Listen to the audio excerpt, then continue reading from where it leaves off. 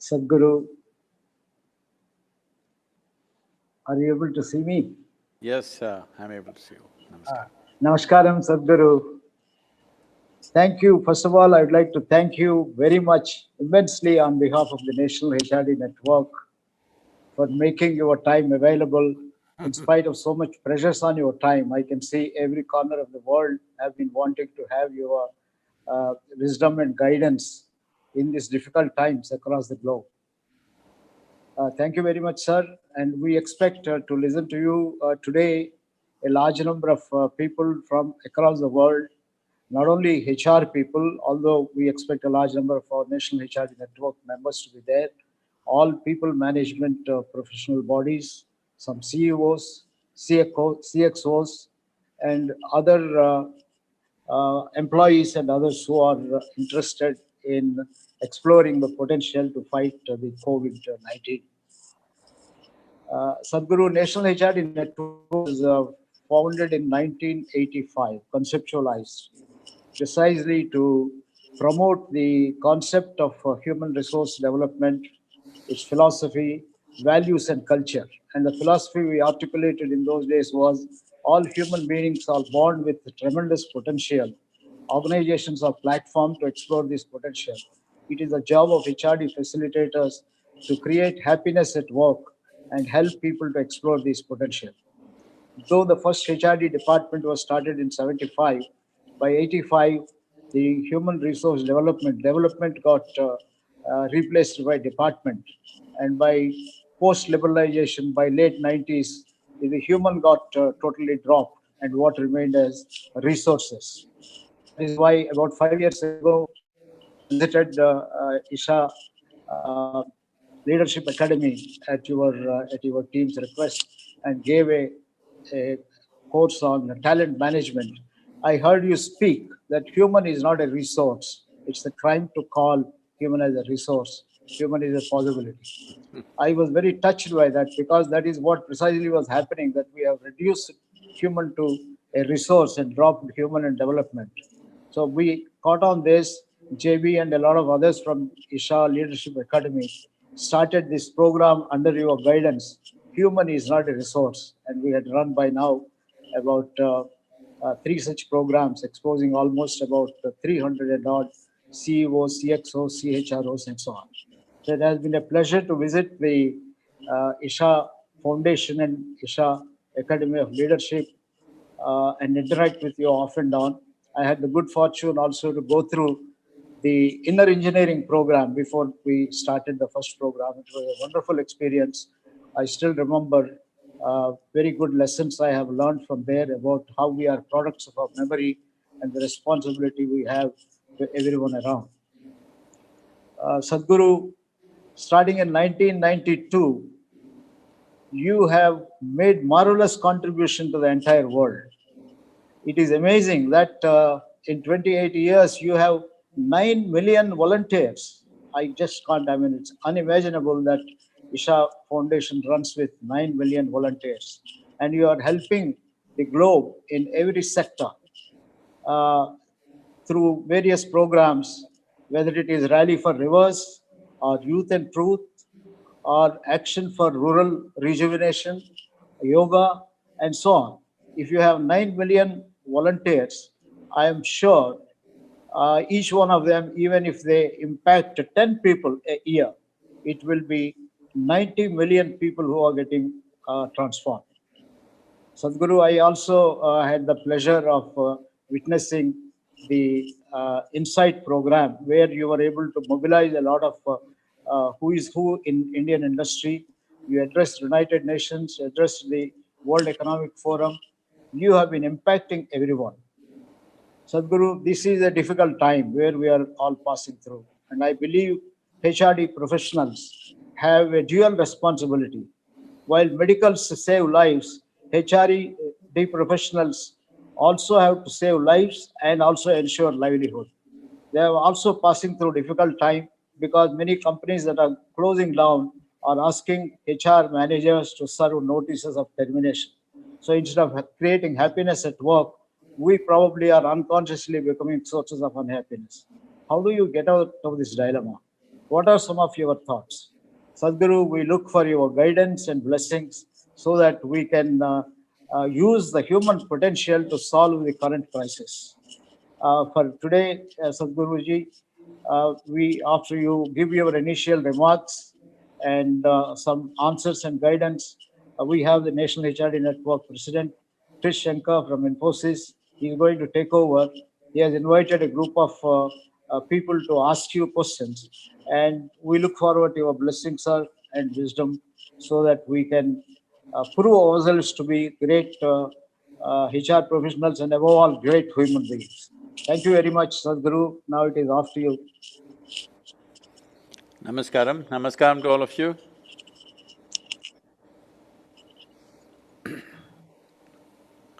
Well, you were talking about 9 million volunteers. What this means is 9 million problems and 9 million possibilities. Yeah. Because this is the nature of a human being. If well nurtured, everybody is a fantastic possibility. If not nurtured properly, everybody is a serious problem. Whether it's a family or an institution or organizations like all of you are participating in, it is important to understand that what we call as a human being is not an established quantity. It is just a possibility. Because unlike other creatures, we have not come fully developed. If a tiger is born, he need not sit and worry how to become a good tiger. Just get enough food, he will become a good tiger. You are born as a human being, but to become a good human being, how many things? After doing all those things, you still don't know where you are. This is the nature of human life. Because what is human is not defined. Because for every other creature, nature has drawn two lines. Within those two lines, they live and die. A human being has reached that point of evolution where there is only a bottom line, or even that is not there, he has reached a space where there are no lines. He can become godlike, he can become an absolute brute. Anything is possible any moment in a human being. This moment they are fantastic, next moment what they will become you do not know. Yesterday they were horrible, today they are so wonderful. You must have seen this happening, handling people all the time. But far more so for me because they are volunteers and you cannot fire them, you must understand.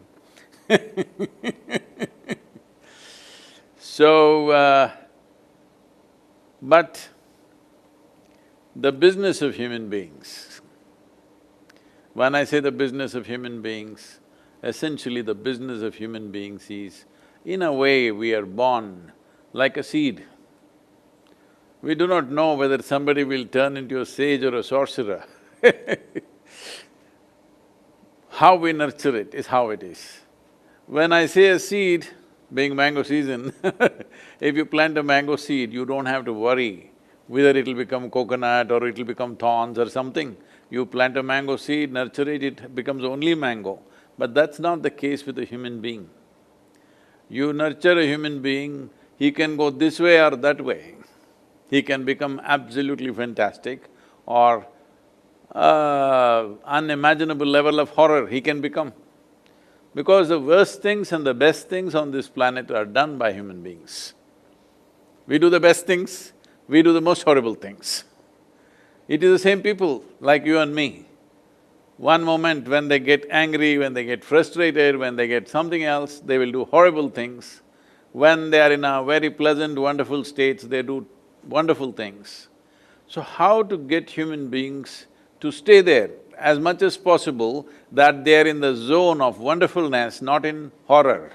How to get them there? This is a lot of work. And to keep them there, it needs enormous sense of involvement. When I say involvement, Human beings get involved in different ways. You can get intellectually involved, physically involved, emotionally involved, energy-wise involved, or involved on the level of your consciousness, different levels of involvement.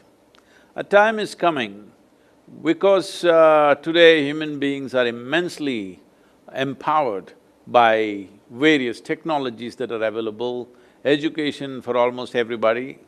We're just very close where education is for everybody. Everybody is empowered, everybody can go, you can you can even go on the internet and learn how to assemble a nuclear bomb. I'm saying information is available to that extent. When this is the case, it becomes very significant how we nurture human beings, because the instruments of well-being and the instruments of destruction both are available in enormous quantities for every human being. In ancient India, for example, before education was given to a child, from 0 to 12 years of age, it was called Balavastha, where nothing was taught. A child should just grow, physically, mentally, his body and his brains must grow. So he should eat well, he should play, he should sleep well, that's it. Because it's important, a human being becomes full-fledged in body and mind. So once body and brains have grown to reasonable size, then education starts. Before starting education, there was one process where every human being who had to go through educational process had to take the step of universal identity. So there was a process at the age of 12 where you have to identify with the whole universe, because it is limited identity within a human being which makes him do terrible things. If you just look at life around us, whether it's individual level of crime or it is organized levels of crime. When I say organized, I am not talking about Dawood Ibrahims of the world. When I say organized crime, I'm talking about religions, I'm talking about nations, I'm talking about large communities. What kind of horrific crimes we have done upon each other is simply because we have a limited identity of being something. So, because every human being is today empowered with the tools of education and technology, it is extremely important that in our organizations, wherever we are, we bring a larger sense of identity. Otherwise, this empowerment will be serious destructive process, which is already happening in many different ways. And if we don't cross this, well, our intelligence can become our destruction. Our capabilities can become our destruction, already it is in many ways. Because if you really look at it, just see this, are educated people destroying the world or illiterate people destroying the world? Please see this. It's the educated people who are destroying this world, not illiterate people. It should be the other way around. Those who are endowed with knowledge must be building this world, those who are ignorant must destroy the world. But unfortunately, it is reverse, because those who are educated have limited sense of identity, because of that destruction will happen. Whether it is of nationality or race or religion or caste or creed or whatever. So it's important when we are talking about nurturing human potential, one fundamental factor is to ensure that human beings have a very large sense of identity, not narrow sense of identity, because once they have that, they will become very destructive. This can be just personal identity, this is me, my identity is just myself. Unfortunately, this is being built around the world, I believe in myself, this is me, I like this, I like that, I love this, I love that. Just about everything.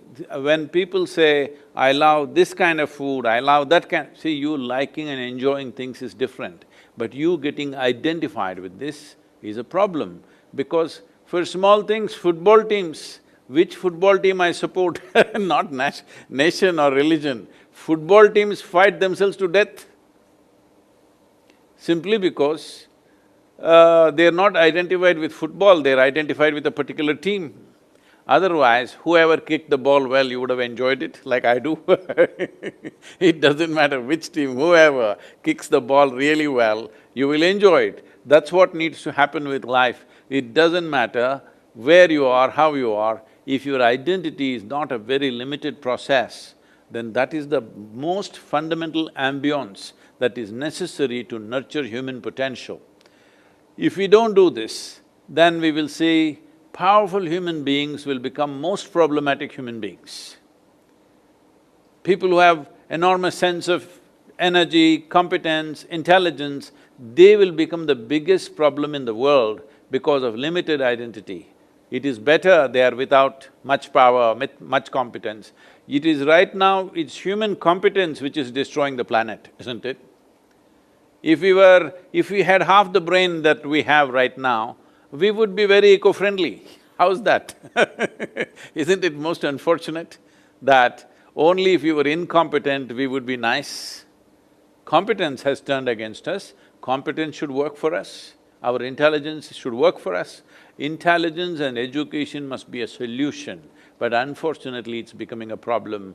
So because all of you are handling large masses of people, it is very important that one fundamental thing that should happen is that the moment people get into some position, see, wherever you get them, either they have a power over some machine or they have power over 10 people or 100 people or whatever number of people.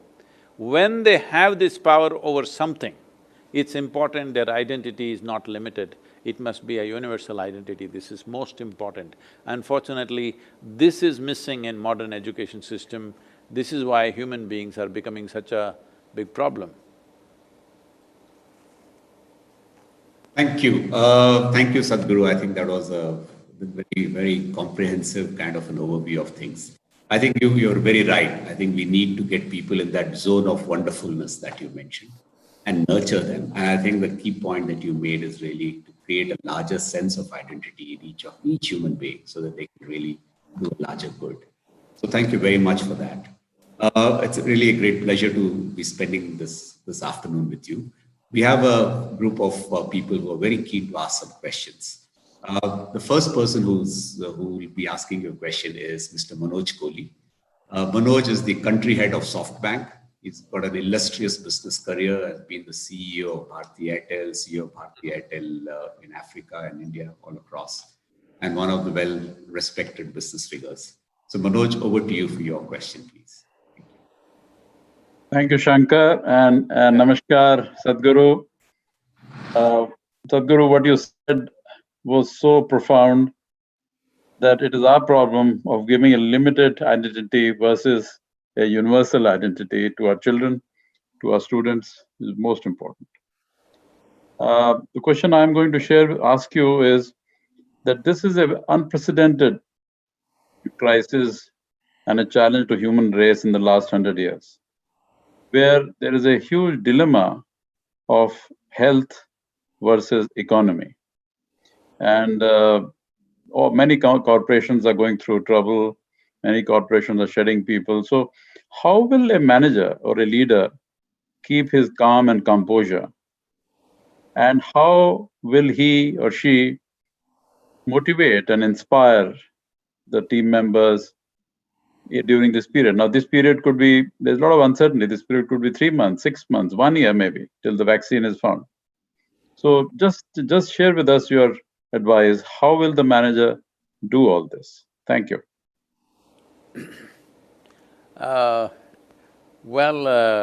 Manoj, bankers are in a good place. I don't think bankers will be troubled too much. Every other business may struggle immensely, but people will queue up at your doors because you will be the key for anything that needs to happen. So having said that, yes, these are very challenging times, there's no question about that. But a challenging time is also a time of enormous possibilities, particularly for India. I think there has never been a better possibility than this because even among the Asian countries, we have been left behind at least by 25 to 30 years behind every other nation. If at all there ever was a chance to level that situation, this is the best time. Well, a possibility is there, but will we have the agility, the commitment and the courage to make this possibility into reality? That is always a question mark. That is dependent on all of us. There's no one person for this. All of us matter in this, that we must make this possibility into a reality for this nation, because as all of you are living in cities, but I'm sure you are exposed to some rural life. Well, the life in India for most people, I would say nearly 50 to 60% of the people, is very, basic is not the word, it's below basic. People may put them above poverty line, but if you look at the quality of life that they live and how human possibility is stymied by the situations in which they exist, is a very distressing situation. Well, these people for almost probably 8 to 10 generations, people have been kept in abject poverty. In the last 20 years, we say we have pulled about 240 million people out of poverty, but in the next 6 months, it is possible that we may push them right back below the poverty line once again. It is very much a possibility that it's at our doors right now. So, how to handle such a massive thing, but your question is more specific to managers, how to keep people, whom to fire, whom to keep, what to do, because everything will be curtailed. In many ways, for various businesses may close down, many will be downsized, all this is there. It's always very hard when you have to decide about somebody else's life, that you have to decide whether they should live or not. It's a very terrible thing to decide. But unfortunately, such a time has come where, even in the hospitals, it's been happening, but now that situation has changed a little bit, but it happened in Italy that doctors had to decide who should get the ventilator. So if me and my mother are in the hospital for the same virus reasons, they will give the ventilator to me and let my mother die. That's the decision that they're making. Or if me and my daughter are in the hospital for the same reason, they'll give it to her and let me die. That is the decision they are making. This is not a nice decision to make for anybody, it's a terrible thing, but unfortunately, sometimes when hard times come, such decisions will be thrown at us. It is very important, this must be handled with utmost compassion and care, but still they are going to be terrible decisions, whichever way you decide. Because when there is only one piece of something, it has to be decided who gets it. There is not enough for everybody. That's what poverty means, there is not enough for everybody, so you will have to decide who will eat, who will not eat, whose children will go to school, whose children will not go to school. It is a terrible decision to make, but we are faced with such a situation. This is a time where our humanity should be at our best. But still, we will make very inhuman decisions. If you don't make those decisions, you cannot manage the situations which for it to prosper, for it to be possible tomorrow. Today you have to make very hard decisions so that tomorrow will be a workable situation, that we don't get all sappy and destroy everything. No, it is very important we make hard decisions. One of the things that companies could consider, this is not a reality for everybody, but it is possible in many businesses, not in every business maybe, but in many businesses it is possible that we could inspire the employees to go for half pay and keep everybody going and use them for some other possibility. See, we are still a developing country. That means, the word developing means there is still a lot of things that need to be done. We are always expecting that the government should do it. We will just run our business, you do the development.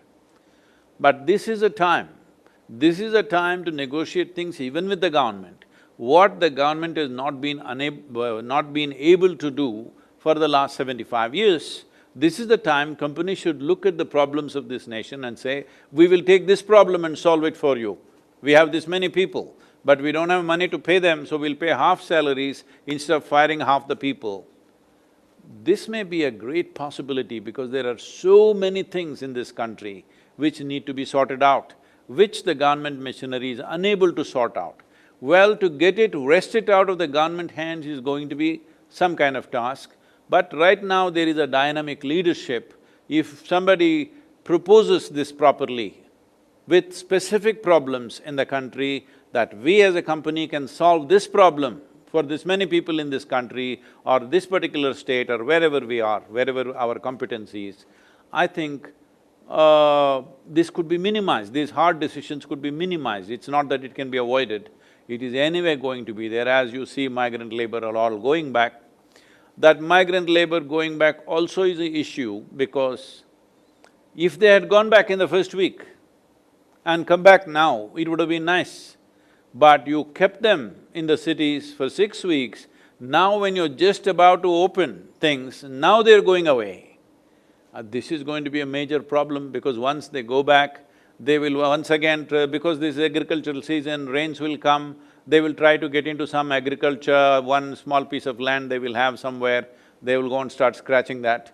That means another 4 months, 5 months, they won't leave their village before they harvest that. This is not a good situation, but at the same time, for the HR professionals, how many people you have to fire has come down because they have gone voluntarily.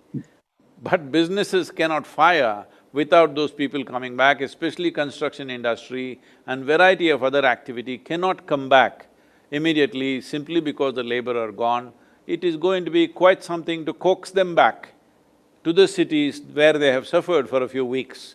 If we had sent them in the very first week and asked them to come back now, they would have happily come back.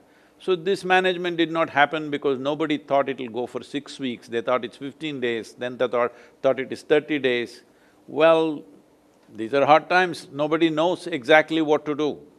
We have to take that in hindsight, all of us can make fantastic decisions but in foresight, it's very difficult because nobody knew and even now we do not know what this damn virus is going to do to us.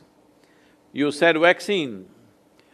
I have my very big doubts about vaccine because already they are identifying 10 varieties of viruses. The same virus has taken on 10 different forms. So even if you make a vaccine, it may not work for all the 10 of them. You have seen the polio eradication program. Though the vaccine was well established and it is very easy, just a drop in the mouth, in spite of that, it took us 20 years to administer these polio drops to every child who needed it. So, for 1.4 billion people, or you cannot think of that in anymore like that because it's a pandemic, for 7.6 billion people, how are you going to administer the vaccine? How long will you take? Even if you find the vaccine tomorrow, when will you produce it? When will you administer it? How will you make sure it goes everywhere? Now, after the vaccine, well, the flu vaccines are happening in United States all the time. If you take a flu vaccine this year, that doesn't mean next year, the next flu that comes, you are immune to it, you're again getting it. So by the time you take the vaccine, after a few months, this pandemic makes its circles elsewhere, because of international travel, it again comes back to you may again get it. So how this is going to play out is nobody's prediction. It is not nice to be simply predicting and thinking this will happen, that will happen. We just have to understand in many ways, at least for the coming year, the way we have been living and how we will live in the next 12 months for sure is going to be very different. Only if we make it very different, there is a possibility of us coming out of it. Otherwise, we may get embroiled in it for a very long time. It's very much possible. Scientifically, there are various explorations happening, but there is not one clear voice about it. Nobody is certain that this is how it will behave. There is no such… it is not giving you such a clue because it's behaving differently in different people, it is even affecting children now. It is doing variety of things, not just a respiratory infection, it is doing variety of things, damaging livers, damaging even neurological systems, damaging brain damage is happening. Now digestive system is seriously being affected in many children. So, looking at the complexity of what is happening, a vaccine may not be an absolute solution, it may prevent for some people, but it may not be a total solution for the world's population. So we are facing an unprecedented problem for this generation. This is a serious issue. We have to survive this, we have to prosper out of this, which is going to be… the best in us have to come out right now. Our our compassion when it comes to handling other people, our competence, our ingenuity, our intelligence, everything has to function at its best if we have to ride this time well. Great. Thank you, Sadhguru. I think that was well put. I think these are tough times. We've got to take some tough decisions, unfortunately. But as you said, with our compassion, try and minimize the difficulties for people. But yes, if you, as you said, ingenuity, compassion, everything, our competence at the maximum, we'll be able to really get through this difficult phase. So thank you very much for that. We now go to our next question. Thank you. The next question is from Anuradha Razdan. Anuradha Razdan is the CHRO or HR Director of Unilever in South Asia, India, Bangladesh, Pakistan, and Sri Lanka, which is called HUL in India. So, Anuradha, over to you. Thanks. Namaskar, Sadhguru. It's a pleasure listening to you today. My question is that, for generations, we have nurtured managers and leaders who are very task-focused, who are always, trained to go for productivity. But do you think that this will herald a new era of leaders who lead through compassion and empathy? And how do you think that we can start building those qualities right from the start of people's education and careers? Any thoughts? Thank you. About being task-oriented, essentially means we are trying to handle human beings like a limited quantity, like a machine. What it is capable of, let's get the best out of it. I think it's a very wrong approach for human beings because, see, when you or me were 5-year-olds, nobody thought you would become HRD or I will become a Sadhguru. Nobody thought. Our parents did not think, I'm sure. Nobody recognized any such things. Well, it may look all accidental how somebody gets there, but if you really very consciously look at it, you will see there are few right steps that we took which makes us who we are. So, if you take a person, whatever age group, now I was talking about a 5-year-old, but let's say they come to you at 25 and you say, this is the task you're good at, just do this. I think that's a very sad way of handling a human being because you're handling a human being like a quantity. A human being is not a quantity, a human being is a certain quality. A quality can be always enhanced. Quantity cannot be enhanced, you can add. If you have one person, it's not enough, you can add 2 people, if 2 is not enough, you can make it 5 people. So quantities can only happen in addition. But a quality is not like that, quality can be enhanced. So if that possibility we don't create, I know maybe further up in the hierarchy of your corporates, maybe enhancing of a human being to some extent, it is possible, but down below, a worker comes, you just do this well because we are into mass production of some kind. I'm sure you also have no problem because you will be selling a lot of soap, everybody is washing. So, when you talk about the products that you make, that is a question of quantity. How many soaps will you make? It's a quantity that has to be measured in quantity because it is a material item.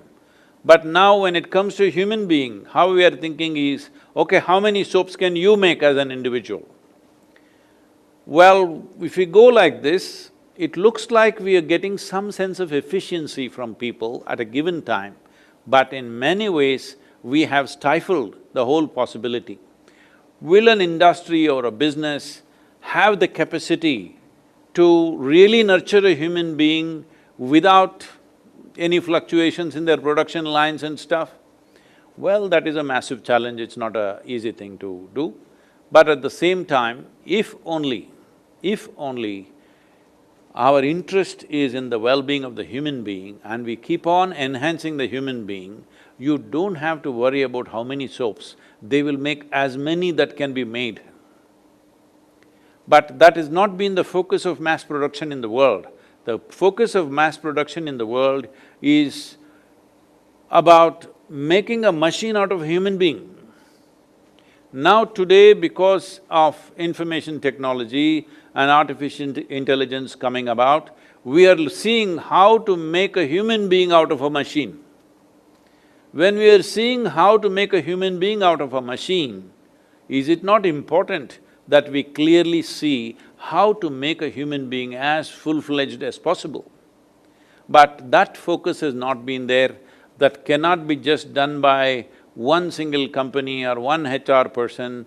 That needs to become the culture of a nation or culture of the world.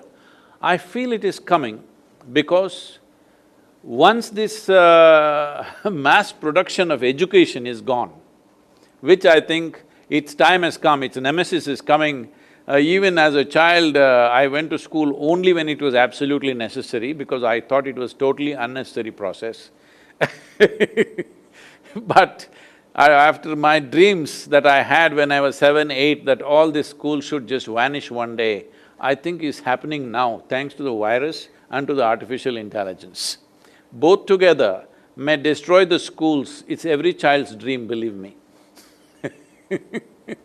So once this mass production of education process is taken away, I think many changes will happen in the way you have to run your businesses, the way everything has to be done will change quite dramatically because wherever the simple machine-like efficiency is needed, we'll just have machines. A human being is not about just efficiency. A human being is about ingenuity, human being is about creativity, human being is a possibility that he can do something that's never been done till now. That is a human being. A machine will just repeat what's been done continuously with the same level of efficiency and the same product. Well, this may look a little philosophical right now, but I feel in the next 5, 10 years' time, this will become a very practical reality. Thank you, Sadhguru. I think you're saying that yes, we've got to make human beings full-fledged. I think part of the blame is in our mass production of our education, where we've kind of created clones. I think that's something that I think we all have to work together and change, so that right from the beginning we create this full-fledged human being and who can really reach their potential with all the possibilities.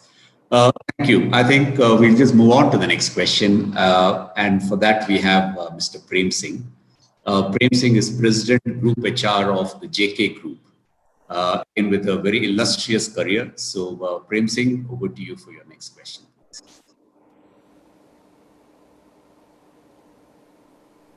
Namaskaram, Sadhguru. Namaskaram. Namaskaram. It is such a pleasure interacting with you, Sadhguru. Thank you for your time. So my question is at two levels, Sadhguru. One is, as a result of this pandemic, how do you see the world changing? One is at the social level. Do you foresee people again going back from consumerism to minimalism and even more focus on sustainability? Point number two, as a result of this, do you foresee the emergence of new kinds of businesses and industries in the long run? Thank you. Well, many things are going to change. For one thing, you may be able to get a Boeing for free. because before all these grounded airplanes take off, it's going to be a very long time. It doesn't look like it's going to happen too soon. And in many ways, as right now we're interacting, probably 6 months ago, if you wanted a conference like this, you would insist that I must come there and you would all be there in one of the cities, whatever. But now, see, we are quite happy looking at each other, stamp-sized pictures on the screen. Well, a lot of human contact is lost, but now human contact is dangerous. So, we're keeping good distance. So many things will change for sure. One important thing is how mobile human beings are going to be is going to be severely restricted, I believe, at least for 2 years to come. The lockdowns may go away in many countries or in almost every country within the next 1.5 to 2 months' time for sure, because nobody can stay locked down beyond that, maximum 2 months. Not because the virus has been tamed, simply because we can't afford to simply be on a lockdown forever. We are opening it up. Even now, we are supposed to open up on 17th, but maybe many of you are in Mumbai. Where will Mumbai open up on 17th? If you open up Mumbai on 17th, it'll be a disaster. It'll be a serious disaster. So, similar things can happen elsewhere once you open up. So, these whole numbers that media is putting out there are only 5 cases, new cases in this city, there are only 10, all these things can completely change. At times like this, statistics should be used like how a drunk uses a lamppost, only for support, not for illumination. It doesn't tell you anything, it just gives you little support to make a few decisions, that's it. So, how many things are going to change, what is going to change, it's nobody's guess, but definitely things that will change are anywhere where people have to be close together is going to change. That means, well, our yoga programs are going to change immensely. We are gathering 8,000, 10,000 people in every program, that's going to change for sure.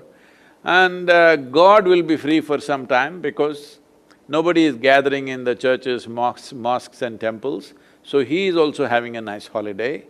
And cinema theaters, that means whole entertainment industry is going to be seriously affected because mass gathering won't happen. So maybe they will allow only 1/3 of the population, 1/3 of the seats will be occupied, that means the box office is gone. So like this, all these industries will go, airline, travel, many things. People may travel by road, you can't contain them, but airline travel, because it's a contained space where recirculated air is going on, I think there is going to be immense amount of fear, and once airlines don't happen, a whole lot of things will not happen because these are the traveling and spending people in the world. People who fly in the world are the people who are traveling and they are the spending people. So when the spending people don't travel, I think only SoftBank and Amazon will be making a lot of money. Everybody else will have their troubles. But new possibilities are there for sure. As I said, many areas of this country, for example, which are unattended, which are in government hands but unattended for long periods of time, could be taken up as businesses, could be taken up as business services, and there is a huge possibility. And as I said, because of certain level of distrust in our neighboring nations, there's a huge possibility. Already Japan has announced $525 billion for all Japanese companies to move out either partially or fully out of the Chinese territory, just to see that they spread their footprint, it is not all focused in one place. And much more severe things or much more drastic things will be done by United States. India is a prime possibility, but we must be quick on our feet to grab this. Certain policy changes are being made. In my opinion, we must… these 28 states are there because this needs to be spread out. Every state must get a minimum, there are over 300 companies like this which could be amounting to about $1.5 trillion of investment. If that kind of investment comes into the country in the next 1.5 to 2 years' time, then you don't have to worry about people's employment and stuff that will happen. But this time of this 6 to 9 months or 1 year, this gap where those things may not happen is a serious challenge for human beings in different levels of employment. But this could be done if… I think we should even declare an economic emergency and make this thing… anybody who comes with an investment of more than $1 billion must be given land, water, electricity, every permission that is needed, environmental clearances, whatever, and also immunity from litigation. This is very important. In the world, people are terrified of Indian courts. I'm sure you are also because see, if I drive the car very fast, you will be terrified. But here we are terrified because of the slowness of the speed. The legal system, with what pace it goes, it is terrifying because once you enter there with a civil case, probably 20 years of your life is gone. So people are terrified of litigation. At least for 5 years you must give them a litigation-free existence in this country, otherwise people will not bring their money into this country. If see, when you're doing large operations, some small problems will come up, some litigations will be there.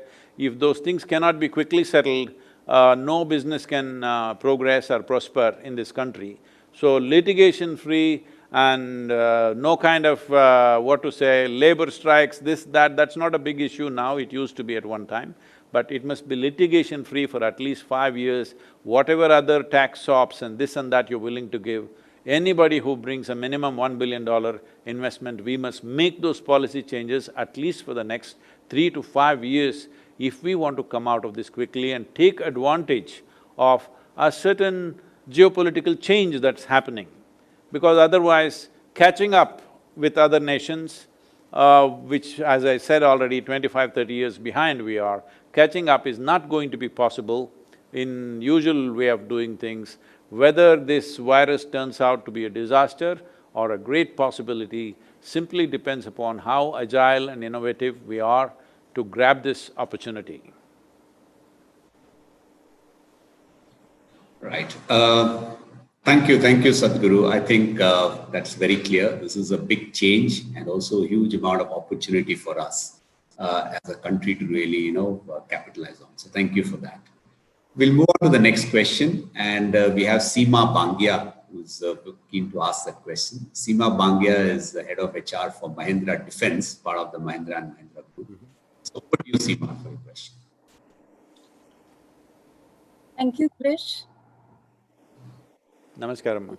Namaskaram, Sadhguru. I have a question now. As employers or as seniors, how do we help our teams to face and confront this COVID-related fear and apprehensions?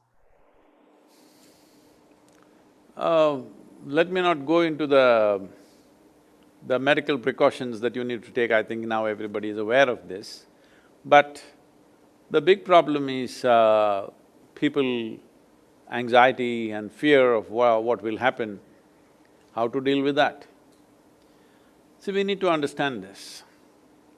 Whenever there is a challenging situation in front of us,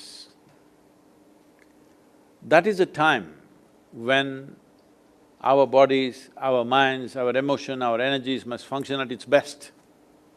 But for most human beings, I would say at least for 80% of the human beings, when they face challenging situations, that is when their mind gives up, their body gives up, their energies fail and their emotions spill all over the place.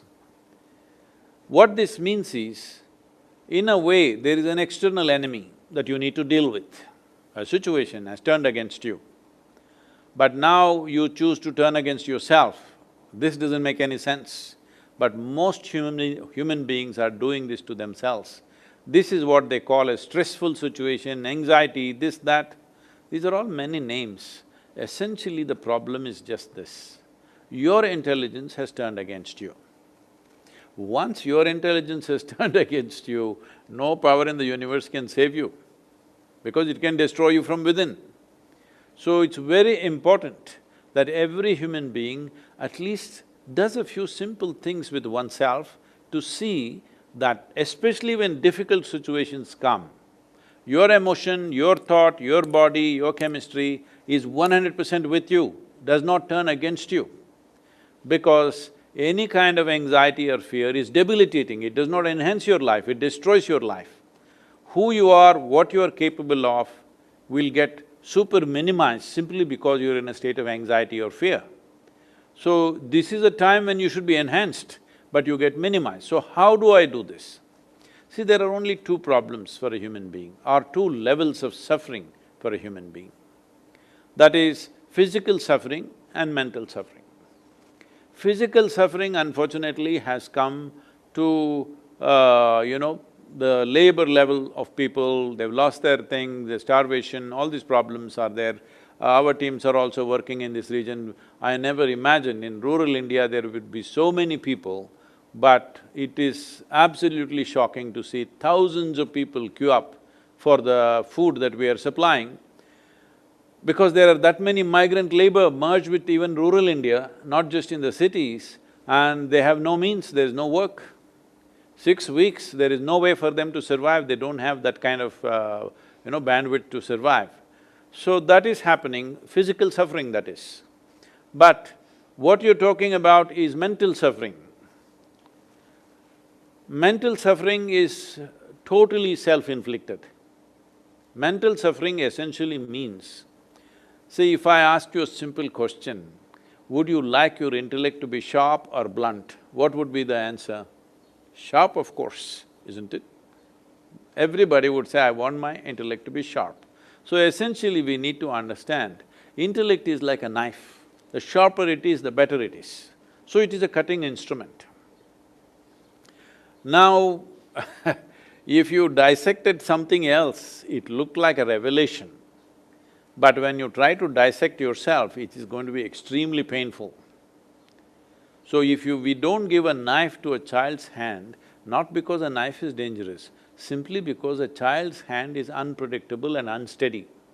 So right now, this is all the problem. You have been given a mind which doesn't have a stable enough foundation right now. Because you know Charles Darwin, you heard of this man, an Englishman? Charles Darwin, you know? So he said something like this, a goat could have become a giraffe over so many million years, a pig could have become an elephant over many more million years, but an ape or a monkey became a human being rather too quickly. So quickly that anthropologists have been searching for a missing link which they have not found yet. So, in terms of our relationship with the monkey, for example, in terms of DNA difference, between you and a chimpanzee, the DNA difference is only 1.23%. 1.23% is not a very big difference, isn't it? Physiologically, that's how close we are to a monkey. But in terms of our intelligence and awareness, we are worlds apart from a chimpanzee.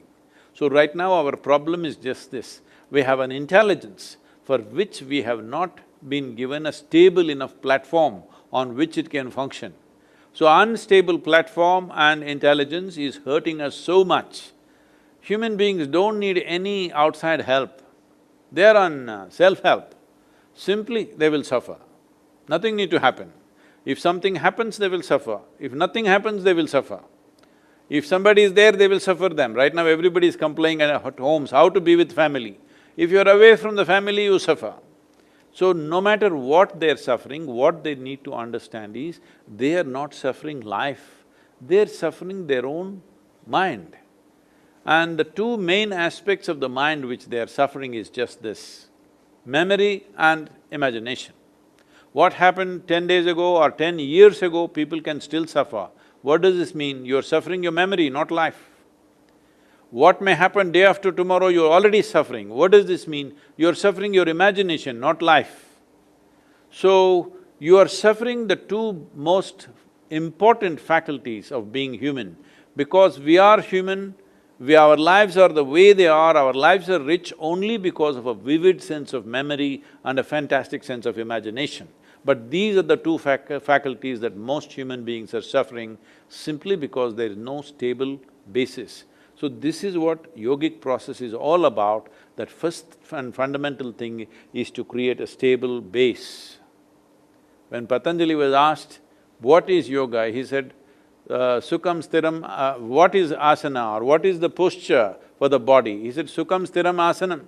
What this means is a body should be stable and in comfort always.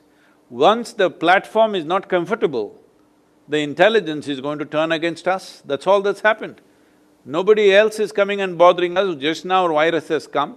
Otherwise, all these days we were torturing ourselves, we didn't need any external help at all.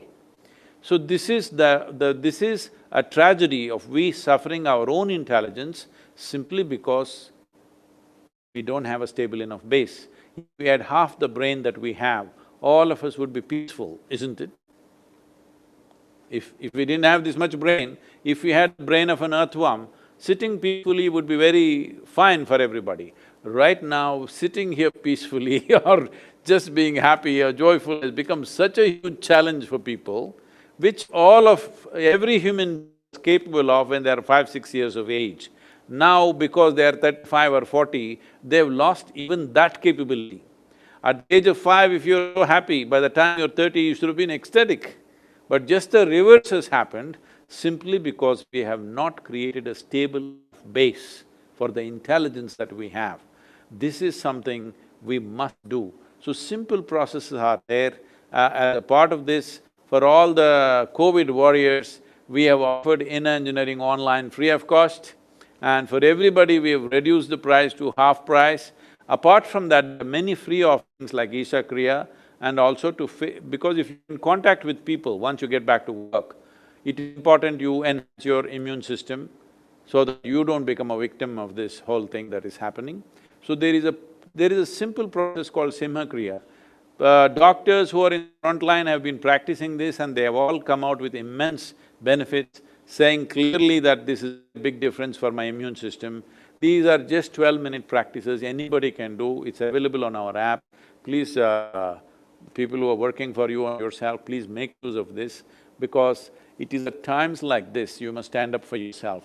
Once you turn against yourself, then who's there?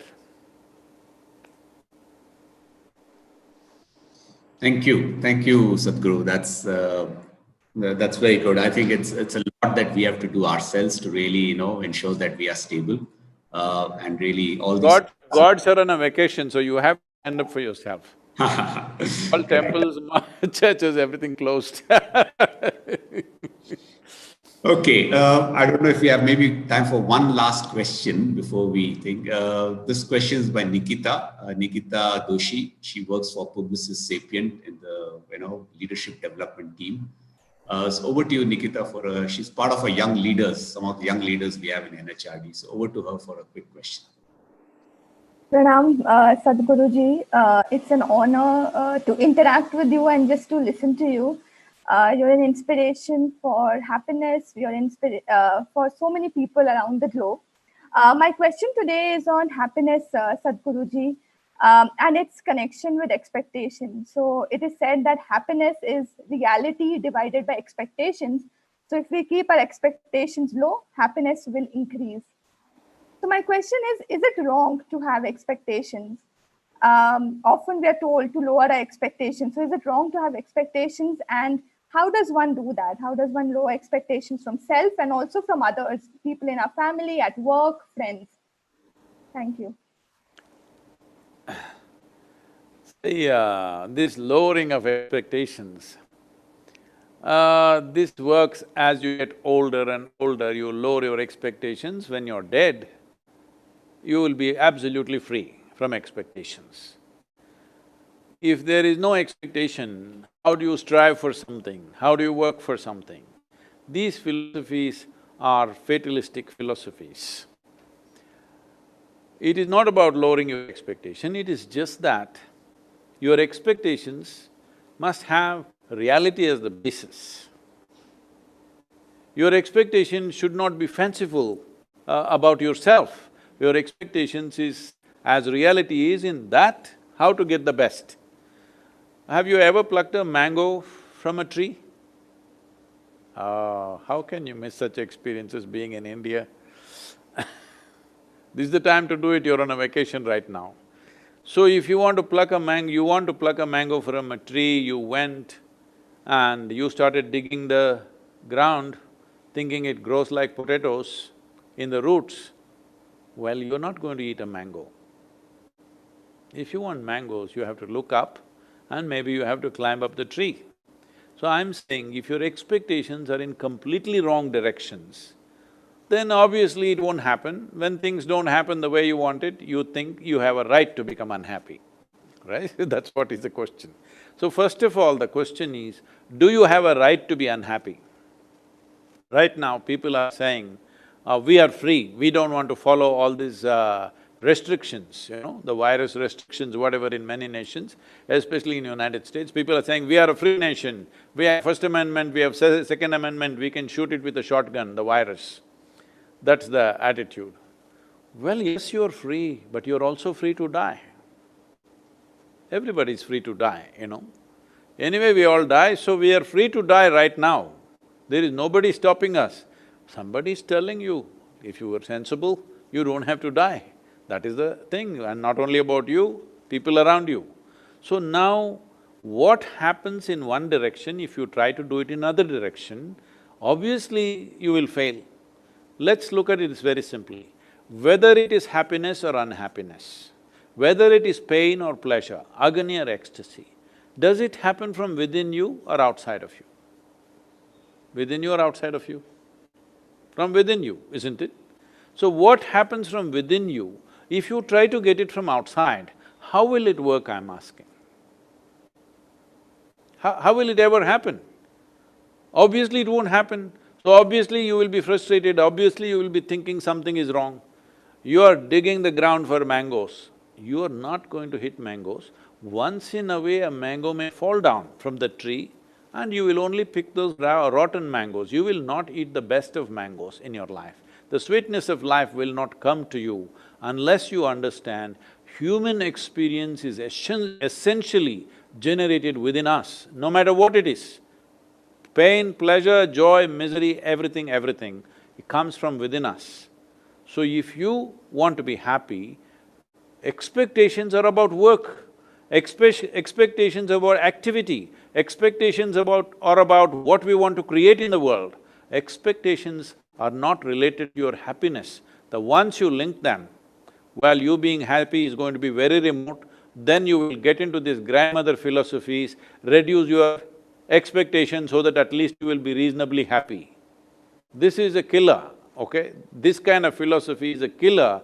It destroys all human potential because now you have lowered your very possibility of life. What you're calling as expectation is essentially some kind of a plan for life, isn't it? If you make a small plan and say, yes, I won, what is the point of that? What is the point of that? What is the point of making a ridiculously small plan and say, I'm a success? No, you make such a big plan that you will be a failure in your life, but a blissful, wonderful failure because your plan is so big, it can never be completed in a generation. That's how big your plan should be, so that you are fine dying as a failure because your plan is so big, your expectation is so big. I will die as a failure, I know this, but a blissful failure for sure. Thank you. I think that was a wonderful kind of an end to this session because I think you've really captured it. I think we've got to aim high, make a plan which is really worth living for and make it count. So thank you so much. I think it's been wonderful, Sadhguru. Thank you very much. I think you've in taken… whichever way we can be of use to yourself or to all the people whom you manage, we are available to you. Please make use of us. That's why we are here, because our entire work is about the human being. Please make use of this. Thank you very much. I think it's been a wonderful Thank you very much. session. Thank you very much. Mm-hmm.